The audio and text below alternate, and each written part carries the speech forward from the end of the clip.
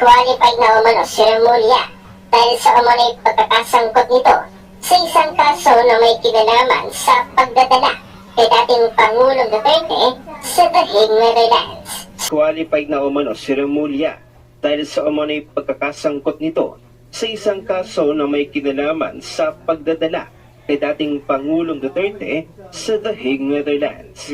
Sa gitna ng mga ulat na siya ay disqualified na, sinabi ni Boying Remulla na wala siyang balak umatras sa kanyang aplikasyon.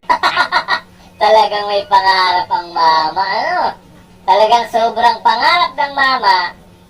Nakagustuhan maging ombudsman. Sa bagay, 7 years eh. Ando ng korte. Pilipina yan. Oo. Ikaw, na lagi nanonood sa gusto mo ba? Ako, ayoko talaga. Promise, ayoko po. Sinabi ni Boying Remulla na wala siyang balak umatras sa kanyang aplikasyon. Kahit na hindi ka pa na-disqualify, kung totoo man yan, para sa amin, disqualify ka na.